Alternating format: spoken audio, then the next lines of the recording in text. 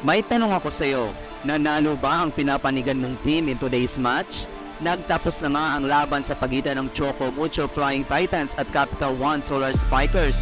Sa laro ngayong hapon, isang malaking bagay ang inasang pagbawi ni Zoe Faki matapos siyang maibangko sa kanilang huling laban. Pero mukhang nagkaproblema ang Choco Mucho. Pero alamin natin ito sa game analysis natin. At isa pang history ang nagawa ng isang import. Ano nga ba ito?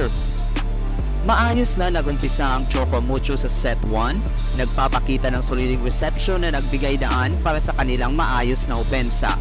Ang kanilang depensa ay nagawa rin ang trabaho kung kaya't napanatili nila ang kanilang momentum sa buong set. Sa kabilang banda, ang Capital One Solar Spikers ay umasa sa maagang pag-ariba ni Marina Toshova na agad nagpakita ng kanyang husay sa court.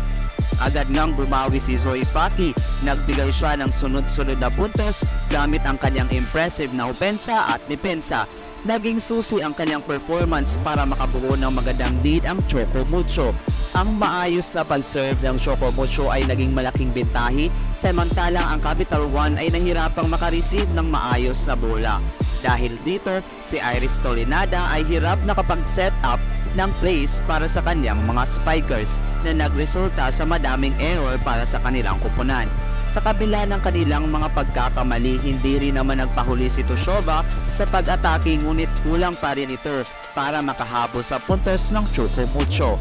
Sa buong set, ang Choco Mucho ay nagpakita ng isang collaborative effort. Bawat isa ay nag-contribute sa kanilang dominating performance. Isa sa mga standout moments sa set na ito ay ang teamwork ng Choco Mucho. Ang kanilang maayos na komunikasyon at ball distribution ay naging susi para sa kanilang fluid na paggalaw sa court. Ang bawat isa ay nag-step up sa kanilang roles, mula sa pag-receive hanggang sa pag-set up ng plays. Ang kanilang cohesiveness ay evident na siyang nagbigay ng malaking kalamangan sa kanila. Habang nagpapatuloy ang set, mas lalo pang naging aggressive ang Choco Mucho. Ang kanilang energy at determination na manalo ay kitang-kita. Samantalang ang Capital One ay tila nawawala sa kanilang rhythm. Ang mga errors na nagawa ng Capital One ay lalo pang nagpalala ng kanilang sitwasyon. Sa bawat error na nagawa nila, lalong lumaki ang gap sa puntos. Hindi rin matatawaran ang defensive efforts ng Choco Mucho, lalo na sa kanilang blocking at floor defense. Ang kanilang quick reactions at maayos na positioning ay nagbigay ng dagdag na pressure sa Capital One. Sa huli, ang solidong performance ng Choco Mucho ay nagresulta sa kanilang pagkapanalo sa unang set. Sa pagtatapos ng set 1, ang Choco Mucho ay may malaking kalamangan hindi lang sa puntos, kundi pati na rin sa kanilang overall performance. Ang kanilang disiplina at focus sa laro ay naging malaking factor sa kanilang dominanting performance. Ang pagbawi ni Zoe Faki sa isa sa mga highlight ng set, ngunit ang buong kupunan ay nagpakita ng isang impressive na laro.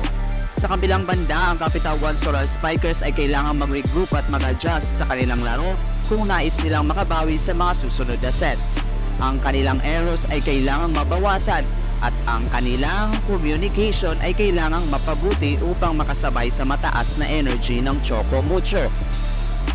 Pagdating sa sets 2, 3 at 4, talagang nagbakbakan ang dalawang kupunan. Hindi nagpapahuli sa kanyang mga atake si Marina Toshova na talagang binubuhat ang kanyang team gamit ang kanyang mga spikes na talagang nagpahirap sa Choco Mucho.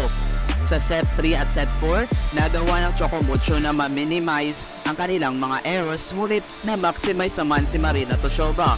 Ang solidong blocking ng Choco Mucho ay naging malaking balakid para sa opensa ng Capital One Solar Spikers, kaya nahirapan silang makaputos. Pero iba talaga ang disiplina at focus ng Capital One Spikers at nagawa pa rin nilang mahanapan ng butas ang Choco Mucho.